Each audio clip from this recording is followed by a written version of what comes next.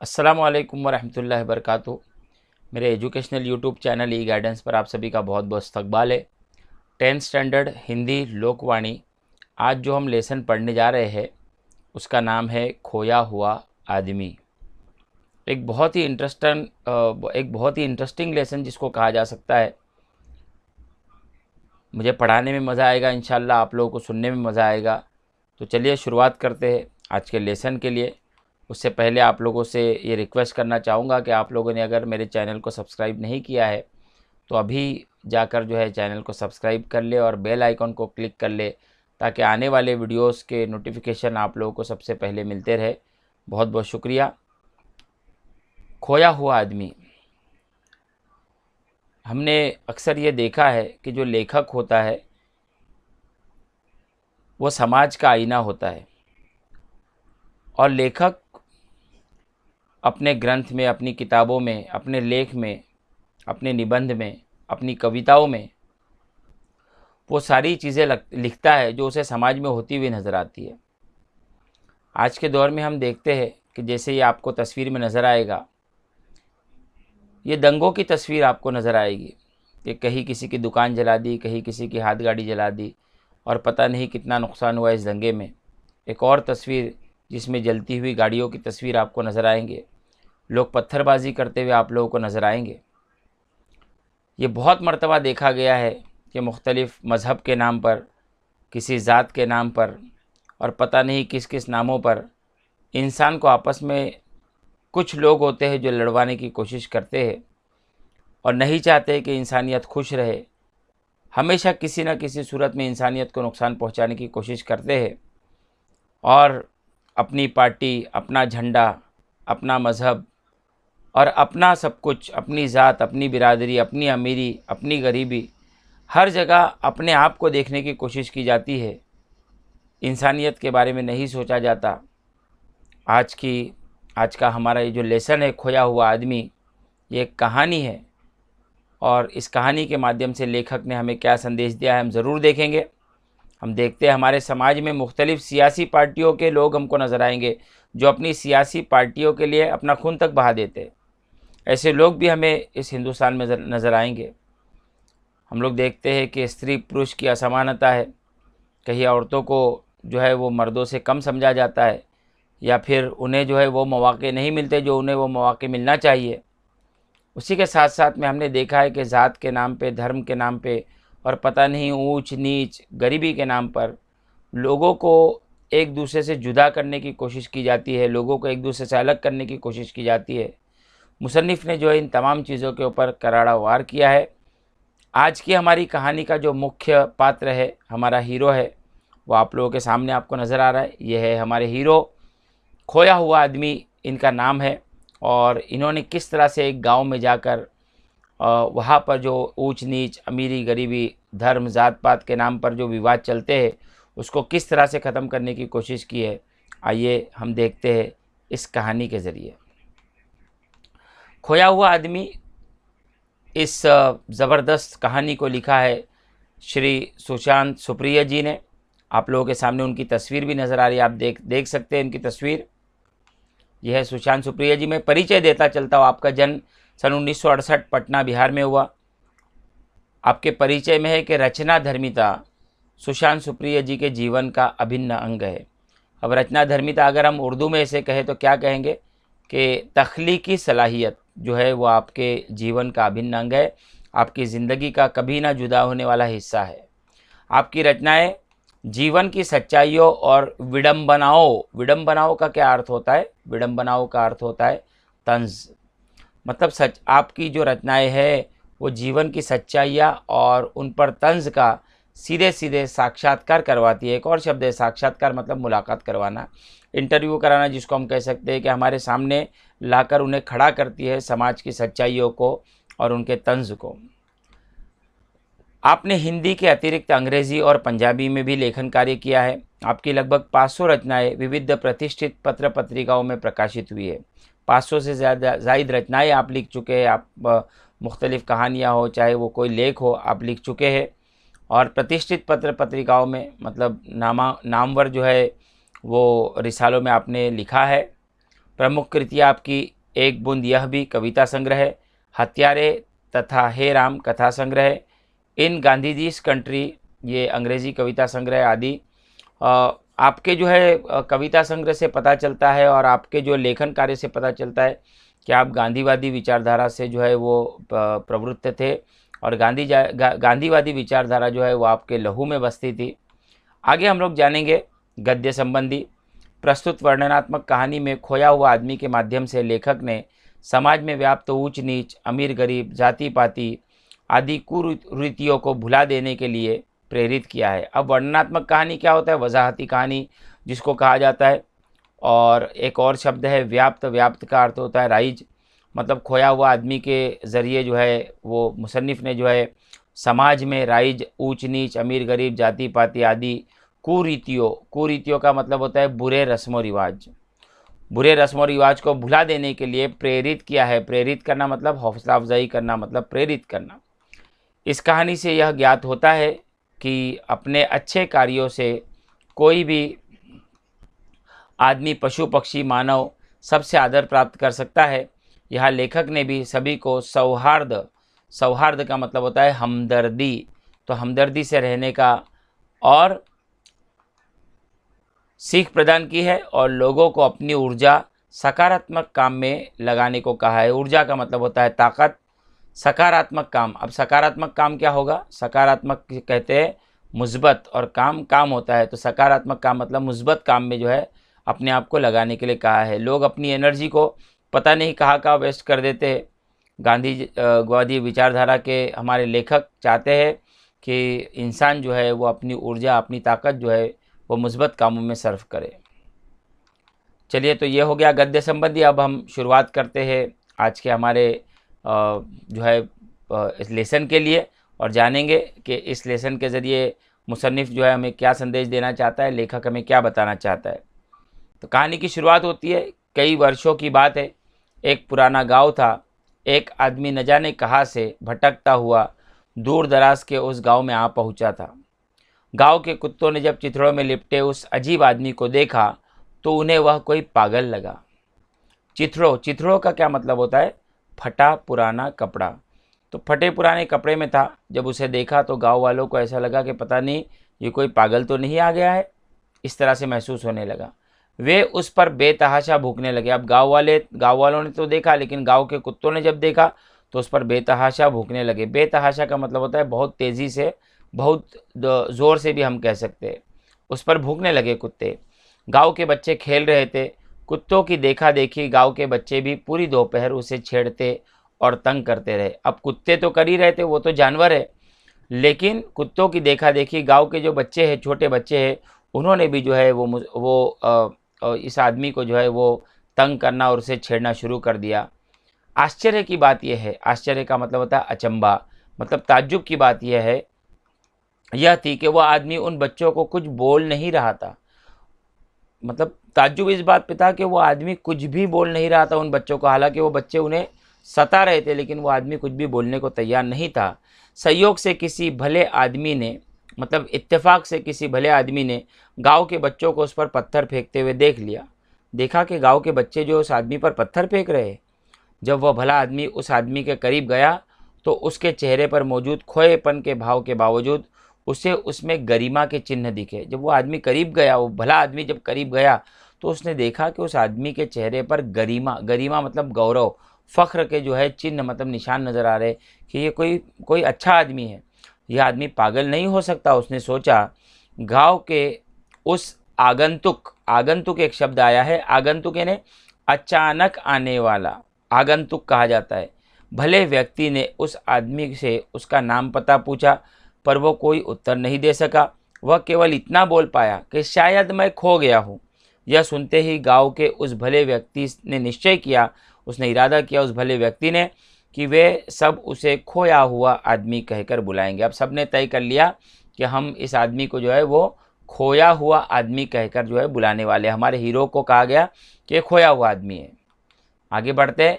खोया हुआ आदमी इतना खोया था कि उसकी पूरी स्मृति का लोप हो चुका था। स्मृति हम लोग कहते हैं याददाश्त को, और लोप होना मतलब नाश या क्षय होना, पूरी खत्म हो जाना। तो याददाश्त जो है पूरी तरह से ख़त्म हो चुकी थी। उसके जहन से उसका नाम और पता पूरी तरह खो चुके थे। ना उसे अपनी जाति पता थी, ना अपना धर्म। लेकिन खोएपन में भी उसमें कुछ परिचित जैसा था। अब खोएपन के बावजूद उसमें कुछ परिचित जैसा मतलब कुछ तो पहचान जैसा था जो उसे अपना सा बना रहा था। लिहाजा जब उसे गांव के अन्य लोगों के पास ले जाया गया तो उसे देखते ही सभी एक स्वर में बोल उठे, अरे यह खोया हुआ आदमी तो बेहद अपना सा लग रहा है। उसे देखने के बाद लोगों को ऐसा लगा कि ये तो बड़ा अपनापन है इसके अंदर, और ये कुछ अपने जैसा लग रहा है, बिल्कुल अपना करीबी कोई लग रहा है। उन्होंने उसे अपने ही गांव में रख लेने का फैसला किया। वह आदमी भी उस गांव में रहने के लिए तैयार हो गया। अब वह आदमी ने भी सोचा कि मैं यहीं पे रह जाता हूँ। लोग उसे पागल समझ रहे थे, लेकिन बाद में पता चला कि वो तो बहुत अच्छा व्यक्ति है, लेकिन वो अपनी याददाश्त खो चुका है। तो गांव वालों ने भी ये सोचा कि क्यों ना उसे गांव में ही रखा जाए। खोए हुए आदमी की आवाज़ बहुत मधुर थी। मधुर का मतलब होता है मीठी या प्रिय भी जिसे कहा जाता है। कभी कभी वह अपनी सुरीली आवाज़ में कोई पुराना गीत गाता था। उस गांव की गाय भैंसे उसके गीत की स्वर लहरियों में, जब वो गीत गाता तो उसकी गीत की स्वर लहरियाँ जो होती है, उसकी जो सुर की लहरें हैं, उसमें मंत्रमुग्ध होकर ज़्यादा दूध देने लगती। मंत्रमुग्ध होना मतलब वश में किया हुआ, जिसको हम कह सकते हैं। मंत्रमुग्ध मतलब वश में किया हुआ। तो ऐसा लगता है गाय भैंसों को किसी ने वश में कर लिया है और वो क्या करती थी, ज़्यादा दूध देने लगती थी। गांव के बच्चे उसका गीत सुनकर उसकी ओर खींचे चले आते। गांव के बच्चे जब उसका गीत सुनते तो उसकी तरफ खींचे चले आते। गांव के बड़े बुजुर्गों को भी उसके गीत उनकी युवावस्था के सुंदर अतीत की याद दिलाते थे। युवावस्था मतलब जवानी की अवस्था, मतलब जवानी का ज़माना उनको याद आ जाता। अपने जो है जवानों को, बूढ़ों को अपने जवानी का वक्फा याद आ जाता। और कहा युवावस्था के सुंदर अतीत, अतीत मतलब बीता हुआ पल, माजी उनको याद आ जाता था। गांव के लोगों ने पाया कि जब वह खोया हुआ आदमी वहां आया है, कि जब से वह खोया हुआ आदमी वहां आया था, गांव के फूल और सुंदर लगने लगे थे। गांव की तितलियां ज़्यादा मोहक लगने लगी थी। गांव के जुगनू ज़्यादा रोशन लगने लगे थे। गांव के बच्चे भी अब ज़्यादा खुश रहने लगे थे, क्योंकि बच्चों को वह सम्मोहित कर देने वाले कमाल के गीत सुनाता था। सम्मोहित, फिर एक बार शब्द आया है। सम्मोहित का अर्थ भी होता है वश में किया हुआ, मतलब किसी के वश में कर लेना। अब वो जो है सम्मोहित कर देने वाले कमाल के गीत सुनाता था। गांव के कुत्ते अब उसके सगे हो गए थे। वे उसके आसपास ऐसे चलते थे जैसे उसे गॉड ऑफ ऑनर दे रहे हो। अब गांव के कुत्ते भी अब उससे उसके सगे हो गए। वो भी जो है उसकी रिस्पेक्ट करने लगे और उसके आसपास चलते थे, ऐसे चलते थे जैसे उसे गॉड ऑफ ऑनर, मतलब सम्मानार्थ सैनिक सलामी जिसको कहा जाता है, गॉड ऑफ ऑनर उसे दे रहे हो, ऐसा महसूस हो रहा था। उन्हीं दिनों गांव की एक वृद्धा को सपना आया कि वह खोया हुआ आदमी दरअसल उसका ही बेटा था जो बचपन में कहीं खो गया था। उस वक्त एक वृद्धा मतलब एक बूढ़ी औरत को सपना आया कि ये जो है खोया हुआ आदमी जो है वो उसका एक बेटा है जो बचपन में खो गया था, ये वही उसका बेटा है, ऐसा उसने सपना देखा। क्योंकि अच्छे लोग होते हैं ना, सब लोग उसको अपनाना चाहते, बुरे लोगों को कोई नहीं अपनाता। तो वो अच्छा था तो उसे सब अपनाने का मतलब अपनाना चाहते थे। आप लोग भी प्यारे बच्चों अगर ज़िंदगी में अच्छा बनोगे तो सब लोग आपको अपनाना चाहेंगे। अगर आप जो है आपकी ज़िंदगी अच्छी नहीं होगी तो आपको अपनाने के लिए कोई तैयार नहीं होगा।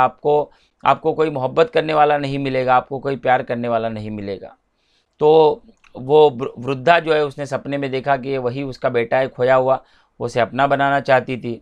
वह एक गरीब स्त्री थी जो घास काट कर उपले थापना, यहाँ पर एक शब्द आया है उपले थापना, आपने सुना होगा।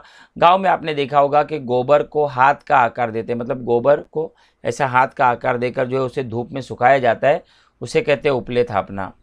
और पेड़ पौधों की लकड़ियाँ इकट्ठा कर अपना जीवन चलाती थी। उसने खोए हुए आदमी को अपने सपने के बारे में बताया। खोए हुए आदमी ने खुशी खुशी उस वृद्धा को अपनी माँ मान लिया और उसके साथ रहने लगा। अब उसने भी उस वृद्धा को, उस बूढ़ी को अपनी माँ मान लिया और उसके साथ रहने लगा। खोए हुए आदमी ने अपनी माँ की इतनी सेवा की कि वृद्धा को लगा कि उसका जीवन धन्य हो गया। अब वो खोए हुए आदमी ने अपनी माँ की इतनी सेवा की, इतनी खिदमत की कि उस बूढ़ी को लगा कि मेरी तो ज़िंदगी सफल हो गई, मतलब कामयाब हो गई।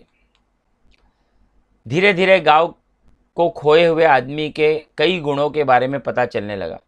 अब जैसे जैसे गांव में वक्त गुजरता गया, गांव वालों ने देखा कि इस आदमी में तो बहुत सारे गुण हैं, बहुत सारे गुणों का मालिक है ये।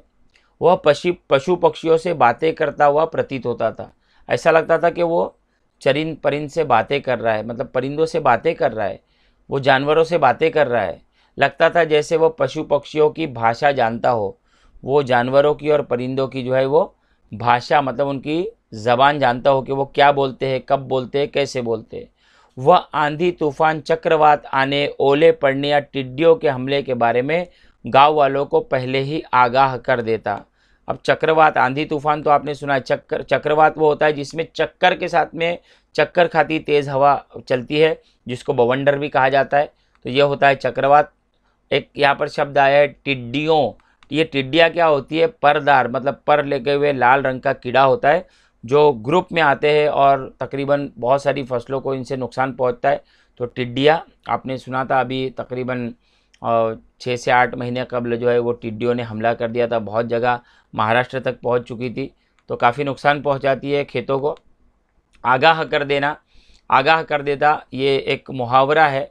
आगाह कर देता मतलब सावधान करना, मतलब आगाह करना, सावधान करना। तो मुहावरे को आप याद रखेंगे। उसकी भविष्यवाणी के कारण, मतलब उसने जो भविष्यवाणी की या उसने जो फ्यूचर बताया, उसके कारण, उसके मुस्तकबिल बताने के कारण गांव वाले मुसीबतों से बच जाते। जब एक बार गांव में सूखे की स्थिति उत्पन्न हो गई तो खोए हुए आदमी ने आकाश की ओर देखकर न जाने किस भाषा में किस देवता से प्रार्थना की। एक मर्तबा गांव में सूखा पड़ गया। सूखा पड़ गया तो वो जो खोया हुआ आदमी था उसने आसमान की तरफ देखा और न जाने किस भाषा में, कौन सी ज़बान इस्तेमाल की नहीं पता, किस देवता का नाम लिया ये भी नहीं पता। कुछ समय बाद गांव में मूसलाधार बारिश होने लगी। कुछ ही समय बीता था, गांव में मूसलाधार बारिश होने लगी। सूखी प्यासी मिट्टी तृप्त हो गई। तृप्त होना मतलब संतुष्ट होना, प्यास बुझ जाना। बच्चे बड़े सभी इस झमाझम बारिश में भीगने का भरपूर आनंद लेने लगे। उस दिन से खोया हुआ आदमी गांव में सबका चहेता हो गया। अब जिसकी वजह से बरसात हो जाए तो आप समझ सकते हो कि वो गांव में लोगों का कितना चहेता हो जाएगा। तो ये शख्स भी तो जो था, वो खोया हुआ आदमी जो है वो सबका चहेता बन गया। गांव के किनारे कुछ घर दलितों के थे और कुछ मुसलमानों के। अब अक्सर ये देखा गया है कि गांव के किनारों पर दलितों के या मुसलमानों के अलग अलग मोहल्ले होते। तो गांव के इस गांव के किनारे भी कुछ दलितों के घर थे और कुछ मुसलमानों के घर थे। गांव की कुछ जाति के लोग उनसे अलग रहते थे। कुछ जात के लोग ऐसे थे जो उनसे अलग रहते थे, उनसे ज़्यादा व्यवहार नहीं करते थे। खोए हुए आदमी ने दलितों और मुसलमानों से भी मित्रता कर ली।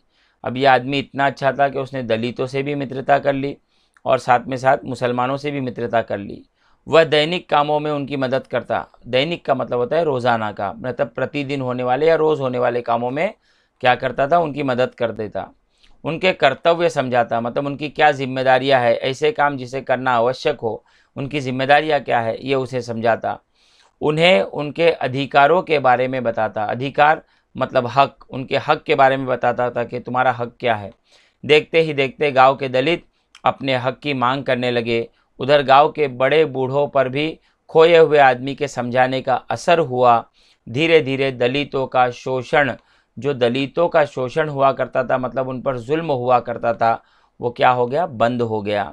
आपसी भाईचारा बढ़ने लगा। गांव के सभी जाति धर्म के लोग, हिंदू और मुसलमान, मिलजुल कर ईद और होली दिवाली मनाने लगे। अब जो है सारे लोग मिलजुल कर जो है वो ईद होली दिवाली मनाने लगे। जाति धर्म में जो आपस में जो ना इत्तेफाकी थी वो बाकी नहीं रही। और जात पात का जो है कोई जो है फंडा उस वक्त में वहाँ पर नहीं रहा। इस तरह गांव में सांप्रदायिकता और जातिवाद को दूर करने में खोए हुए आदमी ने महत्वपूर्ण भूमिका निभाई। सांप्रदायिकता कहते हैं केवल अपने संप्रदाय का ही चाहना, सिर्फ अपने संप्रदाय के बारे में ही सोचना। जातिवाद सिर्फ अपनी जाति के बारे में सोचना। तो इन चीज़ों के बारे में जो है वो जो है इस खोए हुए आदमी ने बड़ा काम किया और महत्वपूर्ण भूमिका, मतलब बहुत ही इम्पोर्टेंट जो है रोल अदा किया। रोल कहते हैं कार्य, भूमिका कार्य होता है, तो रोल अदा किया। सभी प्रकार के झगड़े टंटे समाप्त हो गए, सारा आपसी जो झगड़ा था वो खत्म हो गया। यदि कोई विवाद होता भी तो बैठकर उसे आपस में निपटा लेते। अब विवाद का मतलब होता है झगड़ा, और अगर कोई विवाद हो भी जाता, मतलब कोई आपसी बातचीत हो जाती, कोई ऐसा झगड़े की नौबत आ जाती, तो सब लोग बैठकर आपस में निपटा लेते। अब निपटा लेते ये वाक्य में प्रयोग करने के लिए यहाँ पर पूछा जाता है, निपटा लेना, तो इसका अर्थ क्या होगा? सुलझा लेना। तो इस तरह से इसको लिखा जाएगा। लेसन में आगे देखते हैं हम लोग। उसके आने से गांव में एक और बदलाव आया। पहले गांव में स्त्रियों की दशा, दशा का मतलब होता है अवस्था या हालत, ठीक नहीं थी। खोए हुए आदमी ने स्त्रियों को अपने अधिकारों के लिए लड़ना सिखाया। गांव की सभी स्त्रियां पुरुषों की ज्यादतियों के खिलाफ एकजुट हो गई। एकजुट होना मतलब एक साथ आना, एकत्र आना। जो पुरुष थे वो स्त्रियों पर जो जुल्म किया करते थे, उनके लिए सारी स्त्रियां एक साथ आ गई। खोए हुए आदमी के समझाने का असर भी हुआ। धीरे धीरे स्त्रियों के विरुद्ध अत्याचार समाप्त हो गए। आहिस्ता आहिस्ता ये हुआ कि स्त्रियों के मतलब औरतों के लिए जो उनके हुकूक को पामाल किया जाता था और उनके खिलाफ जो अत्याचार किए जाते थे वो सारे के सारे ख़त्म हो गए। अब वो जुल्म का शिकार नहीं होती थी, उन्हें भी सम्मान मिलने लगा, उन्हें भी अब जो है बहुत ज़्यादा इज़्ज़त मिलने लगी। वे भी बड़ों की बातों को महत्व देने लगी, और अब वो भी जो है अपने बड़ों की बातों को जो है वो इम्पोर्टेंस देने लगी, महत्व देने लगी। इस गांव के करीबी कस्बे की दूरी 3 दिन की थी। गांव में खेती की ज़मीन तो थी, पर कभी अच्छा बीज नहीं मिलता तो कभी खाद नहीं मिलती। खोए हुए आदमी ने गांव वालों को प्रेरित किया। प्रेरित करना मतलब किसी कार्य के लिए प्रवृत्त किया हुआ, प्रेरित करना। तो किसी कार्य के लिए, अच्छे कार्य के लिए प्रवृत्त किया और कहा कि आपको ये काम करना चाहिए। वे गांव में ही अच्छे बीज और जैविक खाद, जैविक खाद किसको कहते हैं? नामियाती खाद को। जैविक खाद की दुकान मतलब यहाँ नामियाती खाद की दुकान खोल ले। वह खुद लोगों के खेत में मेहनत करता, खेती बाड़ी में उनकी मदद करता। गांव वाले भी खूब परिश्रम करने लगे। उसकी मदद गांव वालों के लिए खुशहाली ले आई।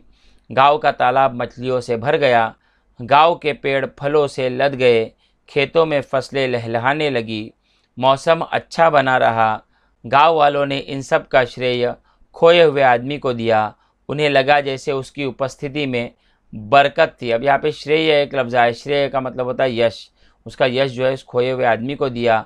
लोगों को लगता था कि उसकी उपस्थिति मतलब उसका हाजिर रहना गांव में, उसमें बरकत है, मतलब वृद्धि है, बढ़ोतरी है। ये उर्दू का लफ्ज़ है बरकत, वृद्धि होना या बढ़ोतरी होना। अक्सर कहा जाता है कि घर में जो है बरकत आए, मतलब घर में वृद्धि हो, बढ़ोतरी हो। असल में ये यूँ भी कहा जा सकता है, चूँकि ये लफ्ज़ थोड़ा सा इस्लामिक कंसेप्ट से मिलता है, इसलिए यूँ भी कहा जा सकता है कि वृद्धि और बढ़ोतरी एक अलग चीज़ है, लेकिन बरकत ये है कि थोड़ा कमाए लेकिन उसमें बहुत कुछ कर ले, ये होती है बरकत। हालांकि वृद्धि और बढ़ोतरी में यह होता है कि पेमेंट, सैलरी कितनी भी बढ़ जाए लेकिन कहा कि बचती नहीं है, लेकिन यह है कि कम कमाते हैं लेकिन उसमें बचत हो जाती है, ये होती है बरकत, जो कि अच्छे लोगों के साथ में देखने को मिलती है। तो बरकत के बारे में मैंने आपको बताया। धीरे धीरे वह पूरे इलाके में लोकप्रिय हो गया, मतलब मशहूर हो गया। जो लोगों में प्रिय हो, लोकप्रिय। पड़ोस के अन्य गांवों के लोग भी उसके प्रशंसक बन गए। आस पड़ोस के जो लोग, गांव के लोग थे, उन्होंने भी देखा कि गांव में ये इतना बेहतरीन काम कर रहा है, वो भी उसके प्रशंसक बन गए, मतलब उसके तारीफ़ करने वाले बन गए और उसकी जो है मुंह भर भर के तारीफ़ करने लगे। शुरू शुरू में कुछ लोग उसे प्रश्नवाचक निगाहों से देखते थे। शुरू में कुछ लोग एकदम प्रश्नवाचक निगाहों से देखते थे, क्या कर रहा है ये, मतलब सवालिया निगाहों से उसे देखते थे। पर खोए हुए आदमी का चेहरा इतना विश्वसनीय और उसका व्यवहार इतना सरल और सहज था कि धीरे धीरे उसके आलोचक भी उसके प्रशंसकों में बदल गए। लेकिन ये जो खोया हुआ आदमी था, इसका चेहरा इतना भरोसे के लायक था और उसका व्यवहार जो था, उसका आपसी व्यवहार, लोगों के साथ में व्यवहार इतना सरल, इतना सीधा और सहज सादा था कि धीरे धीरे उसके आलोचक, मतलब आलोचना करने वाले, उस पर तंज करने वाले, वो भी उसके प्रशंसक बन गए। मतलब आलोचकों को प्रशंसकों में उसने बदल दिया। लोगों को लगता था कि उसके पास कोई जादुई शक्ति है जिससे वह आसानी से समस्याओं के हल ढूंढ लेता है।